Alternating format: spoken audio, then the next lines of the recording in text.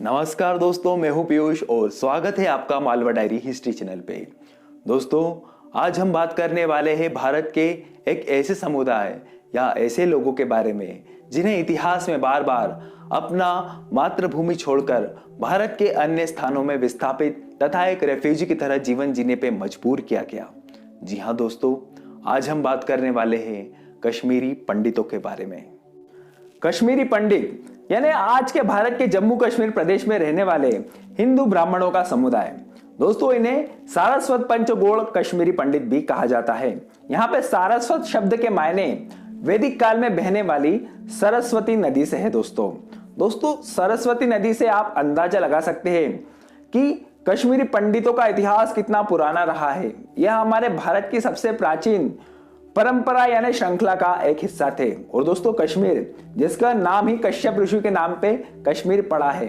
कश्मीर ऐसी भूमि जहां पे संस्कृत की व्याकरण का विकास हुआ, एक ऐसी भूमि कश्मीर जहां पर ऐतिहासिक धार्मिक स्थलों का निर्माण करवाया गया। कश्मीर एक ऐसी भूमि जहां पर भारत की संस्कृत भाषा में एक से एक काव्य ग्रंथों की रचना की गई। पर ऐसा क्या कारण रहा कि कश्मीरी पंडितों को अपनी भूमि से ही विस्थापित होना पड़ा? दोस्तों, जैसा कि हम सब लोगों को लगता है कि कश्मीरी पंडितों का पलायन तो हो सकता है 1947 के बाद ही शुरू हुआ हो, जब भारत को हिंदुस्तान तथा पाकिस्तान दो देशों में विभाजित कर दिया गया था। परंतु दोस्तों, ऐसा नहीं है। कश्मीरी पंडितों के पलायन की शुरुआत तो 14वीं शताब्दी में ही शुरू हो गई थी। जी हाँ, जब कश्मीर पर मध्य एशिया से आने वाले इस्लामिक आक्रमणकारियों के आक्रमण शुरू हो चुके थे और वह सफल भी हो चुके थे तथा यहाँ पर अपनी सत्ता को स्थापित कर चुके थे। दोस्तों, कश्मीर का सुल्तान सिकंदर बख्शिकार ने यहाँ पर काफी हिंदुओं पे अत्याचार किए। और दोस्तों, सिर्फ हिंदुओं पर ही नहीं, यहाँ पर जितने भी नॉन मुस्लिम थे उन पर ही अत्याचार किए। दोस्तों, उस समय का जो कश्मीर था, यहाँ पर जैन लोग भी रहते थे, बुद्ध धर्म के मानने वाले भी यहाँ पे काफी बड़ी संख्या में रहते थे और हिंदू भी रहते थे, जिनमें से कश्मीरी पंडित भी शामिल थे। दोस्तों, उसने आदेश जारी करा और उसने कहा कि या तो इस्लाम में कन्वर्ट हो जाओ या फिर अपनी मृत्यु को स्वीकार कर लो या फिर इस जगह इस कश्मीर को छोड़ के चले जाओ।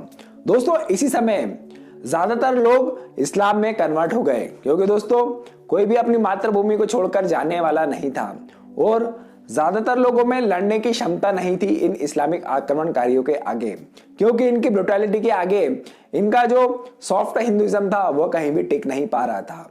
तो इसी समय काफी सारे जो कश्मीर के लोग थे, हिंदू थे, बुद्ध थे, वह इस्लाम में कन्वर्ट हुए और कई सारे यहाँ से भागकर भारत के अन्य इलाकों में आए। जैसा कि मैंने आपको पिछले वीडियो में बताया था, जब मैंने चंद्रवंशी खाती समाज का इतिहास आपको बताया था कि खाती समाज का माइग्रेशन भी लगभग इसी समय में शुरू हुआ था। और दोस्तों, इसके बाद 15वीं सदी में यहाँ का सुल्तान सिकंदर शाह मीर ने यहाँ पर 7वीं सदी में राजा ललितादित्य, जो कि कारकोटा डायनेस्टी के थे, उनके द्वारा बनाए गए भारत के सबसे खूबसूरत मंदिरों में से एक मार्तंड सूर्य मंदिर को भी तोड़ दिया। जी हाँ, उसकी मार्तंड सूर्य मंदिर की गिनती भारत के सबसे खूबसूरत मंदिरों में की जाती थी। और दोस्तों, एक इसमें अपवाद भी था, जो कि ज़ैनुल आबदीन नाम का एक जो सुल्तान था, वह हिंदुओं के प्रति थोड़ा सहिष्णु था। दोस्तों, उसने यह ऑफर भी दिया था कि जिन लोगों को भी पुराने सुल्तानों के द्वारा जबरदस्ती में कन्वर्ट किया गया हो, वह वापस से रिवर्ट भी हो सकते हैं। तो कुछ लोग इसी मौके का फायदा उठाकर पुनः हिंदू धर्म में आए, परंतु ज्यादातर लोग, क्योंकि अब उनको इस्लाम में आए हुए एक से पीढ़ी से ज्यादा हो चुका था, इसलिए वह इस्लाम में ही बने रहे। अब दोस्तों, इस समय का कश्मीरी पंडितों का समाज 3 श्रेणियों में विभाजित था। पहली थी गुरु, दूसरी थी ज्योतिष तथा तीसरी थी कारकुन। अब गुरु का जो काम था, जैसा कि हम सबको पता है, पाठशालाओं में पढ़ाना तथा लोगों का धार्मिक रूप से मार्गदर्शन करना। दूसरी जो श्रेणी थी ज्योतिष की, यानी कि आपके विवाह संबंधी, आपके कार्य संबंधी ज्योतिष काल की गणना करना इन लोगों का काम हुआ करता था। और तीसरी कारकुन होती थी। कारकुन जैसा के शब्द से ही हमें फारसी के शब्द का इसका अर्थ होता है काम करने वाला, यानी कि राजा के राज दरबार में उसके राजपाट का लेखा जोखा रखने वाले कारकुन, यह भी कश्मीरी पंडित हुआ करते थे। दोस्तों, कालांतर में ऐसा हुआ, जब सिख समुदाय का उदय हुआ, राजा रंजीत सिंह का उदय हुआ, तब इस टेरिटरी को वापस से सनातनियों ने क्लेम कर लिया, सिखों ने क्लेम कर लिया। और जब भारत आजाद होने वाला था, उस समय यहाँ पर एक हिंदू राजा का ही शासक था, जिनका नाम था राजा हरि सिंह। अब दोस्तों राजा हरि सिंह तो हिंदू थे, परंतु इनकी प्रजा में ज्यादातर, जो कि कालांतर में अत्याचारों के कारण कन्वर्ट हुए मुसलमान, यह बहुसंख्यक थे तथा हिंदू या कश्मीरी पंडित बड़े ही अल्पसंख्यक थे। तो दोस्तों जैसा कि हम सभी जानते हैं कि जब विभाजन हुआ था तो इसी कारण काफी दिक्कतें भी आई थी कि जब एक मुस्लिम मेजोरिटी स्टेट का एक हिंदू राजा एक भारत में जाएगा कि पाकिस्तान में जाएगा, तो उन्होंने निर्णय लिया था कि वह एक अलग देश बना के रहेंगे। परंतु जब बाद में पाकिस्तान ने अफगानिस्तान के कबायली इलाकों से आने वाले लड़ाकों को यहां पर कश्मीरी हिंदुओं का नरसंहार करने के लिए छोड़ा, तब वहां के राजा हरि सिंह को यह बात समझ में आ गई कि यदि मैं अलग स्टेट बनाकर रहा तो या तो मुझे पाकिस्तान निकल जाएगा या फिर मुझे चीन निकल जाएगा। तो वह कश्मीर का भारत में विलय कर लेते हैं, जिसे धारा 370 के माध्यम से भारत का एक हिस्सा बनाया जाता है। और दोस्तों 1947 के समय जो अत्याचार हुआ, यह कश्मीर पर 20वीं सदी में होने वाले अत्याचारों की एक शुरुआत भर थी। और इस समय भी कई सारे कश्मीरी पंडित कश्मीर से विस्थापित होकर जम्मू में आ जाते हैं, जम्मू से पंजाब में भी आ जाते हैं। दोस्तों ऐसा नहीं है कि सिर्फ ये अत्याचार हिंदुओं पर भी हुए थे, कश्मीर में कई सारे सिखों के गुरुद्वारे भी है। मैं पहले आपको बताना भूल गया कि कश्मीर में सिख भी बड़ी अच्छी संख्या में रहते थे, क्योंकि जैसा मैंने बताया राजा रणजीत सिंह ने यहाँ पर इस क्षेत्र पर अपना अधिकार किया था, तो सिख भी यहाँ पे अच्छी संख्या में थे। परंतु जब यह अफगानी मुजाहिदीनों की फौज यहाँ पर आई तो सिख भी कई सारे अपने उस जगह को छोड़कर जम्मू या फिर पंजाब क्षेत्र में आए। अब दोस्तों 1947 में हुए इस अत्याचार के बाद भी जैसे तैसे कश्मीरी पंडित वहां पे अपना जीवन बसर कर रहे थे, परंतु उनके जीवन तथा उनके धर्म के ऊपर फिर से खतरे की तलवार लटकने लगती है जब 1980 के दशक में सोवियत यूनियन की सेनाएं अफगानिस्तान में इन्वेजन करके वहां पर कब्जा कर लेती है, जिसको भगाने के लिए अमेरिका तथा पाकिस्तान की इंटेलिजेंस एजेंसी ISI यहाँ पर मुजाहिदीनों को खड़ा करती है, यहाँ पर जिहादियों को खड़ा करती है। और यह जिहादी अमेरिका के साथ मिलकर सोवियत यूनियन को यहाँ से बाहर जाने पर मजबूर कर देते हैं। अब जब सोवियत यूनियन अफगानिस्तान को छोड़ के चला गया, तो अब इन भाड़े के जिहादियों का क्या करे। तब ISI के खुराफाती दिमाग में एक आइडिया आता है कि अब इन्हें हम कश्मीर की तरफ डाइवर्ट कर देते हैं। तो दोस्तों यहीं से शुरुआत होती है कश्मीर में आतंकवाद की, इंसर्जेंसी की। और जब यह अपने चरम पर होता है तब एक दिन ऐसा आता है जब मस्जिदों से यह अनाउंसमेंट की जाती है कि कश्मीरी हिंदुओं, कश्मीरी पंडितों, अपना घर अपना देश छोड़ दो या तो फिर इस्लाम में कन्वर्ट हो जाओ, और इस्लाम में कन्वर्ट नहीं हुए तो अपनी जान देने को तैयार हो जाओ।